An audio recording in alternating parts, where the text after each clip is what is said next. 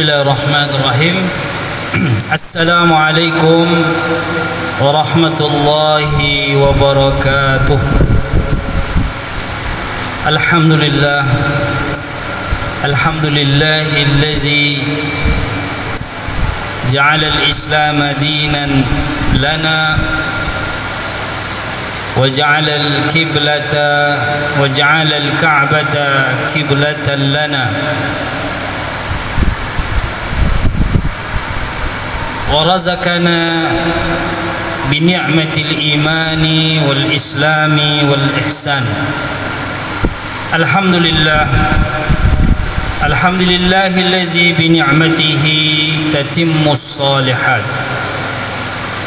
أشهد أن لا إله إلا الله وحده لا شريك له وأشهد أن سيدنا محمدا عبده ورسوله. اللهم فصل وسلم وبارك على سيدنا محمد وعلى آله وأصحابه أجمعين. رب اشرح لي صدري ويسر لي أمري واحلل عقدة من لساني يفقه قولي. قال الله تعالى وهو أصدق القائلين بعد أعوذ بالله من الشيطان الرجيم بسم الله الرحمن الرحيم. يا أيها الذين آمنوا اذكروا الله ذكرا كثيرا صدق الله العظيم. Hadirin jamaah Majlis Ta'lim Ba'dal Maghrib yang dirahmati Allah dan seluruh pendengar dimanapun berada. Rasa syukur kepada Allah pada malam yang berbahagia ini. Allah berikan kita kelapangan hati, nikmat berzikir kepada Allah Subhanahu wa taala, baik berzikir secara lisan, berzikir secara menuntut ilmu, yaitu majlis ilmu. Karena majlis ilmu salah satu istilah dari majlis zikir. Karena kita sudah bahas kemarin bahwa Allah katakan fas'alu ahla zikri in kuntum la ta'lamun. Ahla zikri maksudnya adalah ahlul ilmi. Maka kita ketika berada majlis ilmu, maka kita sedang berada di majlis zikir. Jemaah yang dirahmati Allah, nikmat ini adalah nikmat luar biasa. Mudah-mudahan Allah Subhanahu wa taala memberikan kita istiqamah menjaga ketaatan kita kepada Allah, menjaga ubudiyah kita kepada Allah Subhanahu wa taala sebagai salah satu bekal kita nanti menghadap Allah. Salawat dan salam kepada baginda Rasul sallallahu alaihi wasallam. Allahumma salli ala sayyidina Muhammad wa ala ali sayyidina Muhammad. Mudah-mudahan lisan kita selalu dibasahi dengan selawat kepada baginda Rasulullah sallallahu alaihi wasallam. Jemaah yang dirahmati Allah, kajian kita malam ini melanjutkan tentang masalah zikrullah. Zikrullah sudah kita bahas beberapa pekan yang lampau. Itu secara garis besar terbagi kepada dua macam. Ada zikrullah al-khas, ada zikrullah al-am. Ada zikir yang khusus, ada zikir yang umum. Ketika kita mengetahui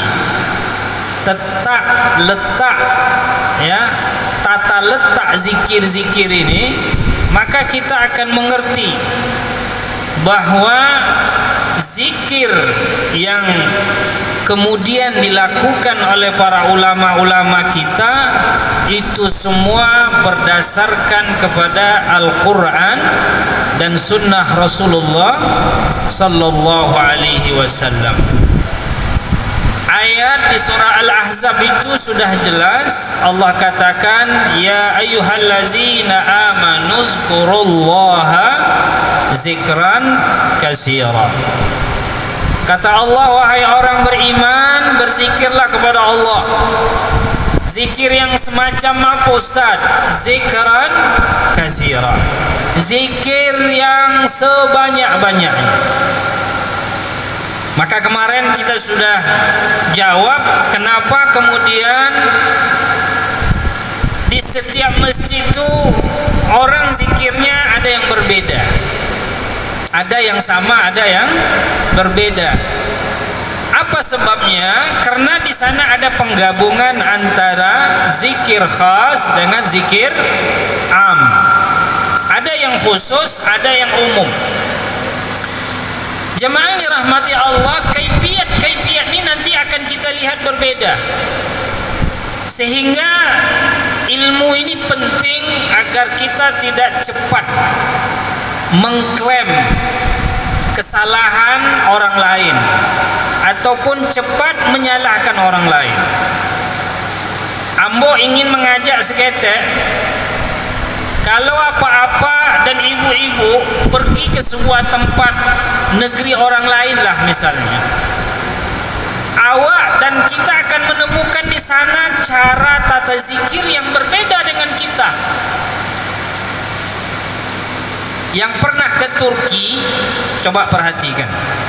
Orang Turki kalau sudah sholat jamaah, seperti apa kaifiat zikir mereka. Yang pernah ke Uzbekistan, ambo alhamdulillah pernah sholat jemaah di Turki, pernah sholat jemaah di Uzbekistan. Mereka itu secara mazhab, mereka mengikut mazhab Hanafi. Terakhir ambo temui mazhab Hanafi sistem berjamaah di Hong Kong. Jadi kalau awaklah selesai jamaah itu apa-apa, akan kita lihat bagaimana mereka melakukan kaifiat zikirnya. Kalau ngopi kita tidak jauh, paham apa-apa ngopi jauhnya, ngopi di kampung, tidak pernah lihat bagaimana dunia lain. Kalau bahasa orang tua dulu ibarat katak di bawah tempurung, dan tontu dinyo dan punyinyo juga. Tidak pernah melihat bagaimana ke tempat yang lain. Coba solat di Turki, di Uzbekistan, solat di Shishan, solat di Hong Kong. Bagaimana kita temui di sana? Ini saya ceritakan supaya kita tidak cepat menyalahkan masalah zikir ini. Kalau di mazhab Hanafi itu apa-apa sekalian, orang kalau imam sudah selesai salam, mereka doa terlebih dahulu, baru zikir. Nah kalau kita nak ngopinya agak jauh, kita pasti menyalahkan. Iya nak? Habis salam langsung angkat tangan. Berjamaah doanya Ustaz, berjamaah. Makmumnya ngaminkan apa tidak? Ngaminkan. Jadi kalau awak ngopi agak jauh seketek, barulah kita tahu betapa masalah ini adalah masalah teknis, masalah kaifiat. Yang substansi Al-Qur'annya menyuruh apa? Hai orang-orang beriman, zikir banyak. Itu substansi ayatnya. Kaifiatnya kemudian dibuat oleh ulama. Jadi tidak mesti sama. Karena masalah zikir ini ada yang khusus, ada yang umum. Ya. Kemudian tata caranya berbeda. Kalau berbeda bukan berarti salah. Ya enggak? Coba kita praktek takbiratul ihram. Teknisnya gimana? Takbiratul ihramnya sama, teknisnya berbeda. Itu masalah fikih mazhab. Ada yang angkat tangan, ada yang naruh tangan di dada, ada yang taruh tangan di antara dada dan pusat, ada yang atasnya ke bawah. Itu teknis. Boleh berbeda. Substansinya takbiratul ihram. Nah, begitu juga masalah zikir nih. Masalah zikir, substansi ayatnya adalah zikirlah kamu sebanyak-banyaknya. Yang penting jangan buat zikir yang aneh-aneh. Selama zikir itu muaranya kepada Al-Quran, selama zikir itu muaranya kepada zikir-zikir yang warid dari Rasulullah, maka tidak ada masalah. Makanya kami ulang, kalau mazhab Hanafi, solat apa-apa di Turki, di Uzbekistan, di Hong Kong, karena di Hong Kong itu Islam dibawa oleh para imigran yang dari Pakistan, dari India. Rata-rata mereka mazhabnya Hanafi.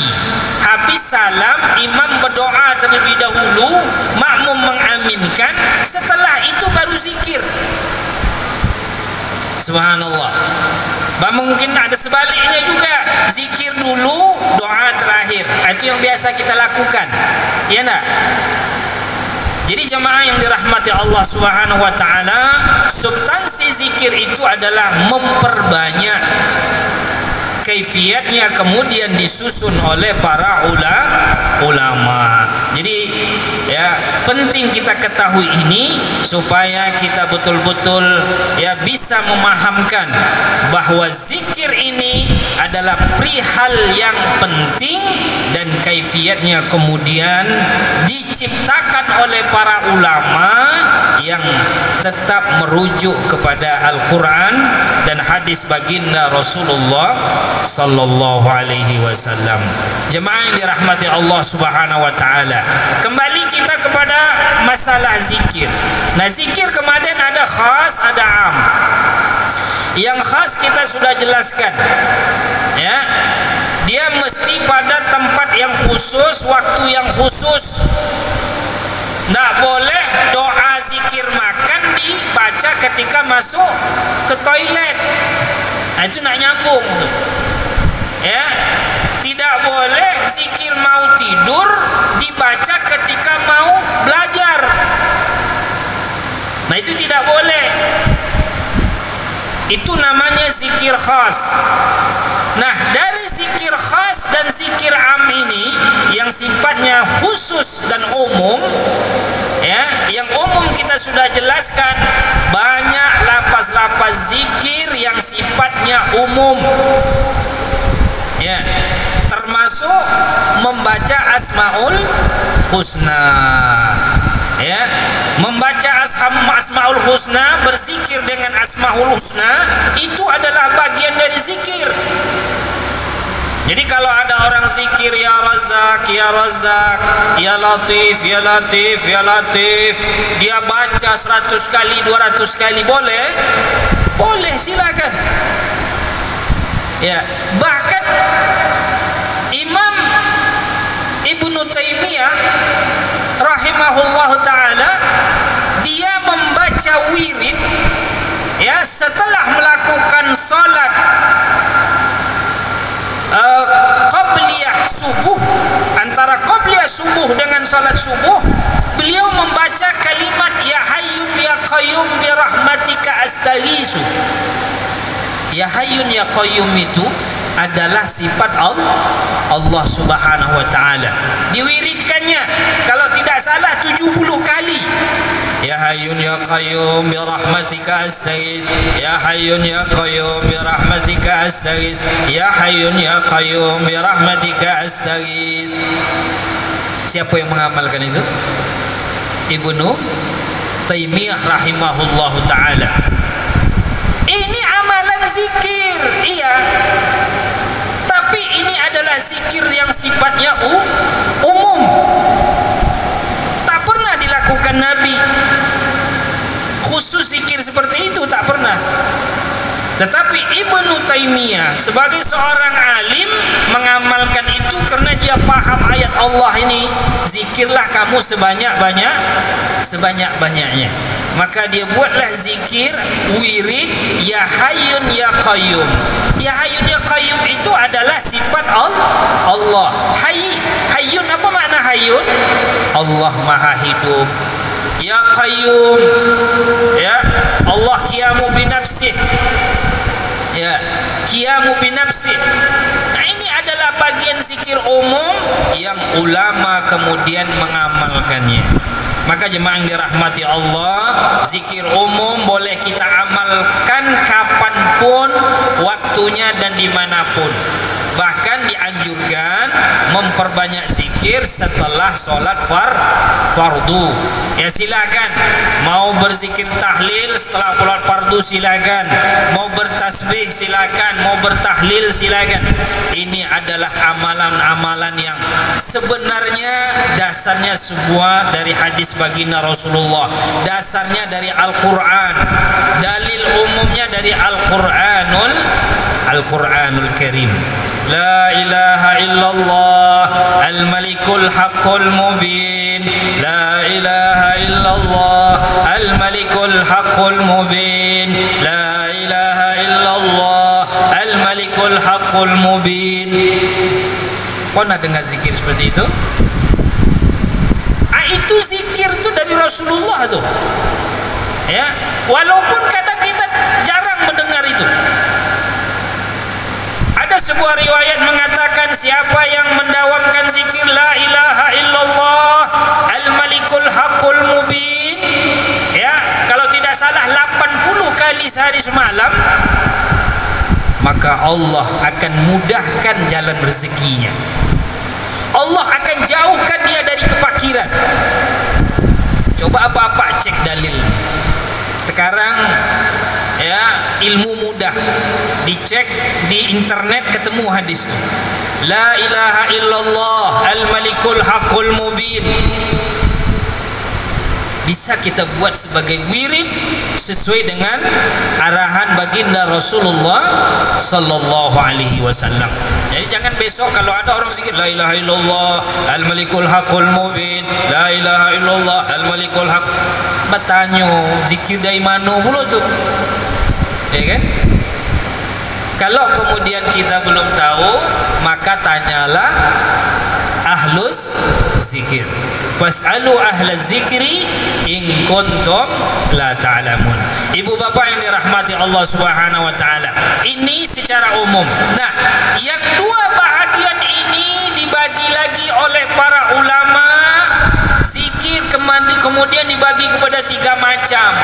Ada zikron bil lisan, zikir dengan lidah. Zikir dengan lidahnya semua yang kita sudah sampaikan tadi, itu namanya zikir dengan lidah. Iya nak? Kalau zikir dengan lidah itu kedengaran. Oke? Zikir dengan lidah kedengaran. Ambo tanya apa-apa ibu-ibu, setelah sholat kita disuruh zikir lisan apa zikir qalbi?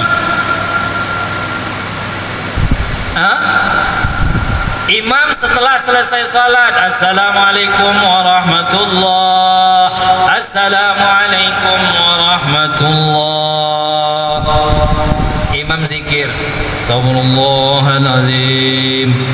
Itu lidah zikir dengan lisan apa dengan hati? Zikir dengan lisan. Kalau zikir dengan lisan itu terdengar di telinga kita, ya, terdengar, itu namanya zikrun bil lisan. Makanya kalau ada orang mengatakan habis sholat tak boleh zikir bersama-sama dengan bersuara, itu pendapat yang salah. Banyak dasar-dasar dari Rasulullah, bahkan hadis yang menyatakan boleh bersuara zikir setelah sholat fardu. Karena namanya zikir apa tadi? Dengan lidah. Kalau zikir lisan, maka terdengar. Astaghfirullahalazim, astaghfirullahalazim. Allahumma antas salam wa minkas salam wa ilaika ya'urus. Boleh, silakan. Ya, silakan zikir bersama, zikir dengan jahar, boleh. Ya, maka ini disebut dengan zikir bil lisan. Subhanallah, subhanallah, subhanallah. Nah, ini zikir bil lisan. Ya, didengar oleh telinga kita karena dia diucapkan dengan lidah. Nah, beda dengan pembagian yang kedua, zikrun bil qalbi. Apa artinya? Zikir di dalam hati. Jemaah yang dirahmati Allah, timbul pertanyaan, Ustaz, dari mana dasar zikir dalam hati ini? Zikir kita kalau dalam hati kedengaran tidak? Terdengar tidak apa-apa? Tidak terdengar. Kalau zikir bil lisan tadi terdengar, ya, karena diucapkan dengan lidah, maka zikir dalam hati itu tidak terdengar. Ya, dari mana dasarnya? Dari ayat Al-Quran. Allah Subhanahu wa ta'ala katakan dalam surah Al-A'raf, wazkur rabbaka fi nafsika tadarruan wa khifatan wa dunal jahri minal qawli bil wudu'i wal asali wa la takun minal ghafilin. Apanya Allah dalam Al-Quran? Ingatlah Tuhanmu, zikrullah, berzikirlah kepada Allah, fi nafsika, di dalam dirimu. Oleh para ulama, ayat ini adalah dasar membolehkan zikir dalam hati. Jadi itu bukan dalil zikir sendiri-sendiri, bukan. Berzikirlah di dalam hatimu tadarruan wa khifatan, dalam keadaan merendahkan diri, wa khifah, dalam keadaan takut kepada Allah Subhanahu wa taala. Wa dunal jahri bil qaul, tidak zikir jahar, tidak dengan ucapan. Inilah dasar ulama membagi zikir itu kepada macaman yang kedua. Ada zikir di dalam hati kita. Jemaah yang dirahmati Allah Subhanahu wa ta'ala, para ulama kemudian melihat ayat ini, bagaimana memahami ayat ini, bagaimana mengimplementasikan ayat ini. Maka kemudian mereka kaji kembali hadis Rasulullah sallallahu alaihi wasallam yang diriwayatkan oleh Imam Ahmad dari Sa'ad bin Malik radhiyallahu anhu. Nabi sallallahu alaihi wasallam bersabda, khairuz zikri al-khafi. Sebaik-baik zikir, kata Rasulullah, adalah zikir al-khafi. Apa arti al-khafi itu? Tersembunyi. Apa makna tersembunyi? Az-zikru bil qalbi, yaitu zikir di dalam hati kita. Jemaah yang dirahmati Allah, maka dari sinilah kemudian timbul inisiatif para ulama, terutama ulama-ulama sufi, ulama-ulama tasawuf, ulama-ulama yang betul-betul ingin mendekatkan diri kepada Allah. Bagaimana implementasi ayat ini? Maka lahirlah sebuah tariqah yang disebut tariqah An-Naqsyabandiyah, mengamalkan az-zikr bil qalbi ini dengan zikir ismuz zat, yaitu isim zat, nama zat Allah Subhanahu wa ta'ala. Apa nama zat Allah itu? Nama zatnya apa? Allah. Ismu Rabbik, nama Tuhanmu. Siapa nama Tuhan kita? berdasarkan ayat bahwa nama Tuhan Allah, nama zat itu adalah Allah, maka kalimat Allah kemudian dijadikan zikir di dalam hati. Sehingga ada zikir ismuzat, Allah, Allah, Allah, Allah. Setiap detak jantung kita, di dalam hati kita menyebut kalimat Allah, Allah, Allah. Jemaah yang dirahmati Allah Subhanahu wa taala, inilah ya pemahaman ataupun implementasi daripada ayat Al-Qur'an yang mengatakan ya wazkur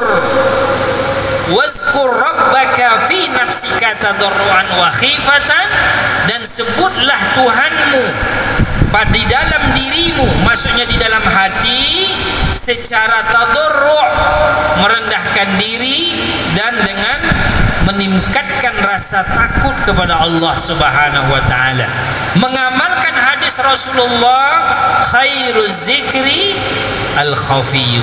Sebaik-baik zikir adalah zikir yang tersembunyi. Apa zikir tersembunyi itu? Ismuzat, yang diamalkan dalam tariqah An-Naqsyabandiyah. Jemaah yang dirahmati Allah Subhanahu wa taala, maka apa yang dilakukan oleh para ulama kita ya, terutama membuat sebuah sistem, membuat sebuah manhaj, membuat sebuah tariqah. Sebab tariqah itu kan artinya apa? Cara. Bahasa Arabnya tarikat, tariqah. Bahasa kitanya cara, teknis. Bahasa lainnya manhaj. Coba apa-apa tengok gini, ulama kita buat manhaj dakwah Islam ya, maka lahirlah beberapa manhaj. Kalau di India Pakistan, manhaj dakwahnya dengan jamaah tablignya, itu namanya manhaj, cara yang diciptakan oleh ulama sesuai merujuk kepada Al-Quran dan Sunnah. Islam ini kan menyuruh kita supaya berdakwah, menyuruh kepada kebaikan. Orang Pakistan, India, mereka buat manhaj jamaah tabligh. Di Indonesia namanya JT. Itu sistem ya, ada jemaah tabligh. Di Indonesia ingin menyebarkan Islam, dibuat organisasi, namanya itu manhaj, tariqah.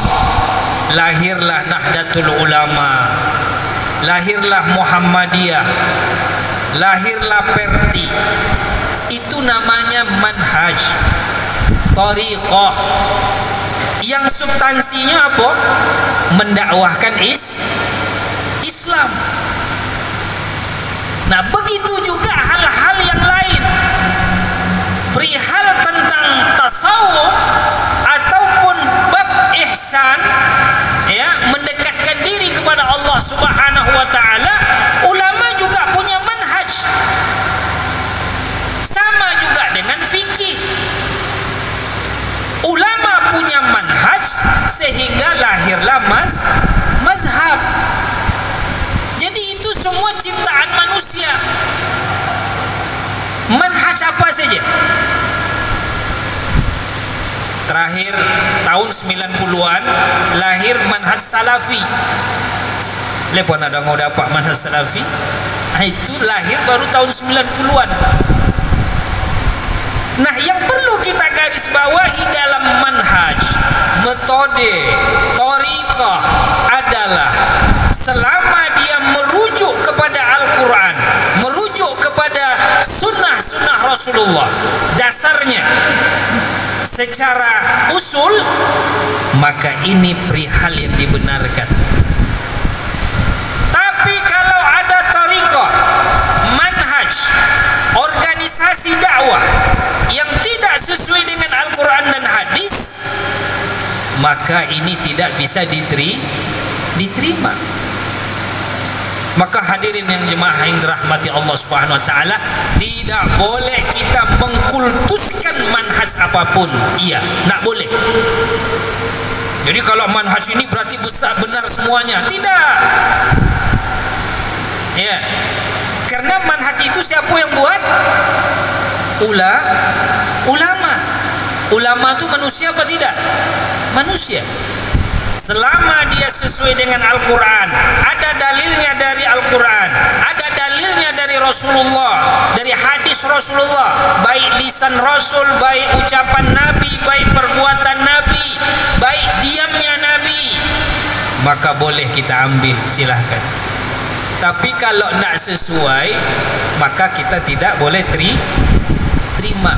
Makanya ibu bapak yang dirahmati Allah, dilarang kita berorganisasi? Tidak, silahkan. Dilarang kita punya manhaj? Tidak, silahkan. Dilarang kita punya thariqah? Tidak, silahkan. Tetapi kita harus pandai-pandai mengkonternya, mengecek ini sesuai enggak dengan ajaran Islam. Ini yang perlu, ya, sehingga kita tidak menyalahkan sepenuhnya dan tidak membenarkan sepenuhnya. Maka kalau ditanya jamaah, ibu bapak bertanya, kamu ada tarikat nan sosek ustaz? Ada enggak? Ada tarikah yang sesat, pada dasarnya baik, tetapi ada oknum-oknum yang merusak tarikah itu sendiri. Maka di manhaj juga begitu. Ada dakwah versi NU, ada dakwah versi Muhammadiyah. Kalau kemudian ada yang salah di NU Muhammadiyah, itu berarti pelakunya adalah oknum.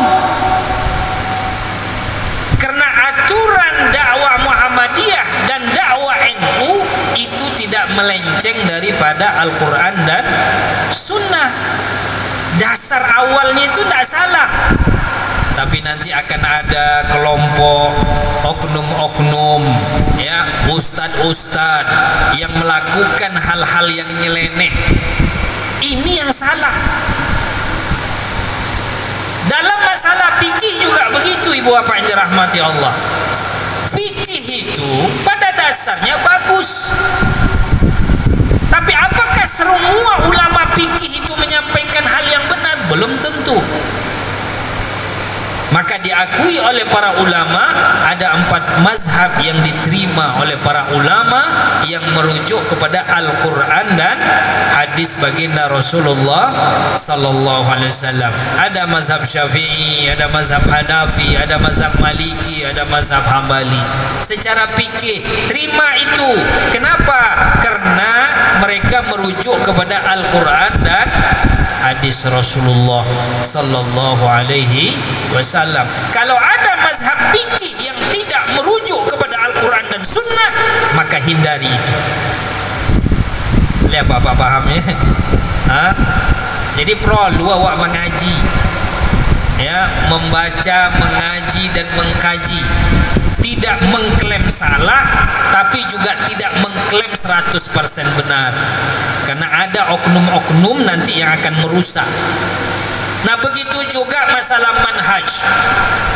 Manhaj jamaah tabligh itu bagus, karena yang menciptakannya itu ulama hadis dari India, dari Pakistan.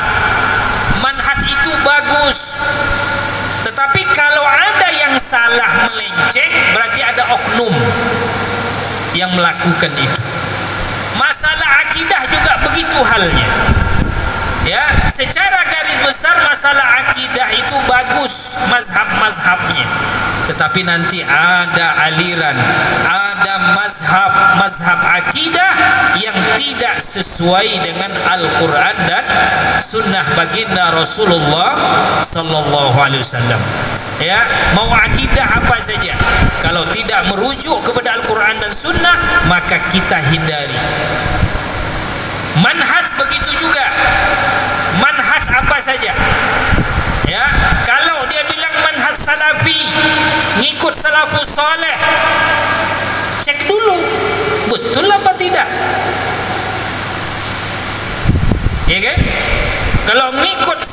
saleh, Imam Syafi'i disalahkan. Itu tak benar. Karena Imam Syafi'i itu ulama salafus saleh. Tengok dulu betul apa tidak manhaj itu. Kalau dia betul, ambil. Kalau tak betul, kita hindari.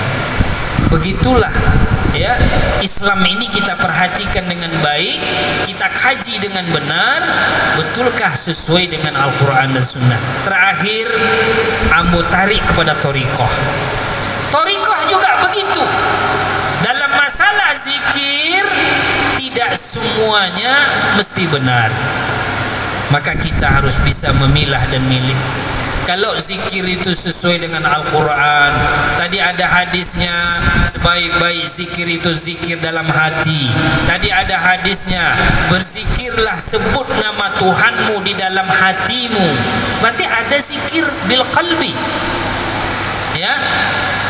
Oh, di ayat yang lain ada katanya, allazina yazkurullaha qiyaman wa qu'udan wa ala junubihim. Orang yang berzikir dalam keadaan berdiri, dalam keadaan duduk, dalam keadaan berbaring. Ya, kemudian ada ulama buat thariqah zikirnya berdiri. Salah itu. Karena Al-Quran tadi bilang apa? Berzikirlah dalam keadaan berdiri. Jadi kalau ada orang berdiri zikir, jangan cepat salahkan dulu. Karena dasarnya tadi berzikir dalam keadaan berdiri, dalam keadaan duduk, dalam keadaan berbaring. Ada orang zikir pakai kelambu, berbaring sambil zikir. Jangan cepat salahkan dulu. Karena ada ayat Al-Quran yang menjelaskan itu. Jemaah yang dirahmati Allah, maka thariqah adalah cara, thariqah adalah metode bagaimana kita memperbanyak zikir kepada Allah Subhanahu wa ta'ala. Tentu hal ini perlu kita mengkaji, perlu kita berguru bagaimana supaya kita menjadi insan yang zakirinallaha katsira, banyak berzikir kepada Allah. Jemaah yang dirahmati Allah, maka ulama membuat cara. Bagaimana caranya? Mereka lahirkanlah thariqah. Bagaimana umat Islam, kaum muslimin memiliki cara untuk memperbanyak zikir kepada Allah Subhanahu wa ta'ala. Maka dibuatlah majelis-majelis zikir. 4 tahun yang lampau ambo pernah ke Aceh menghadiri muzakarah internasional, muzakarah tauhid internasional di Aceh, di masjid apa namanya, Baitur Rahman, ya, ibu kota Aceh. Membuat majelis zikir namanya Ratib Saribe. Ratib Saribe. Saribe itu bahasa Aceh, 1000. Ratib itu bahasa kitanya tahlil. Berarti Ratib Saribe, tahlil 1000 kali. Ketika majlis dan jamaah duduk bersama dengan para guru, dengan para masyayikh, mereka berzikir bersama dengan zikir lisan sebanyak 1000 kali. Apa yang mereka ucapkan? La ilaha illallah, la ilaha illallah, la ilaha illallah. Berapa kali? 1000. Namanya Ratib Saribe. Salah tu Ustaz? Tak salah. Karena itu cara, metode, manhaj bagaimana manusia, kaum muslimin memperbanyak zikir kepada Allah Subhanahu wa ta'ala. Maka ulama dibuatnya kaifiat-kaifiat, ya, cara majelis-majelis zikir.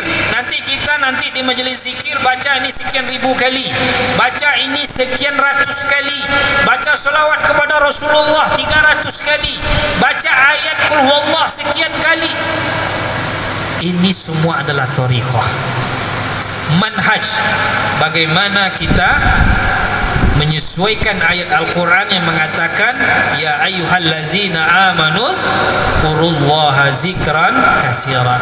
Wahai orang-orang beriman, berzikirlah kalian kepada Allah sebanyak-banyaknya.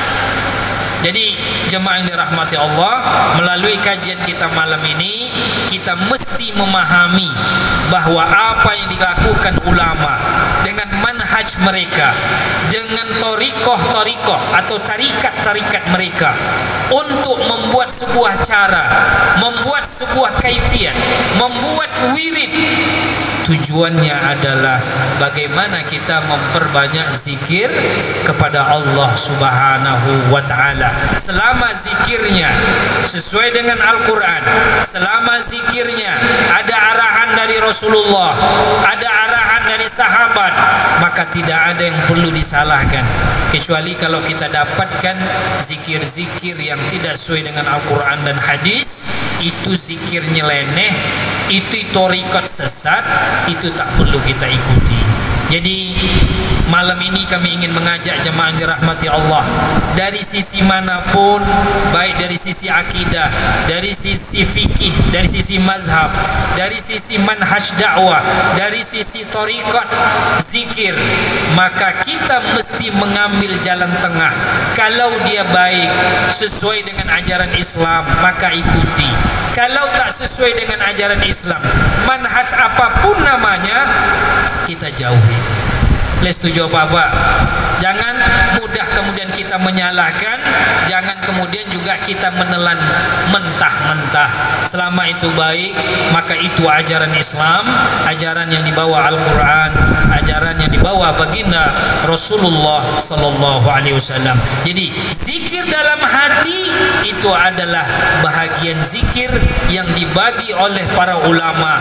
Kalau ada kemudian orang tahlil dalam hatinya, kalau biasa kita tahlil dengan lidah, la ilaha illallah, la ilaha illallah, kemudian ada yang zikir yang diistilahkan dengan nafi isbat, kalimat la ilaha illallah dalam hatinya, itu tidak ada masalah. Kenapa? Karena itu masuk kategori zikir di dalam hati kita.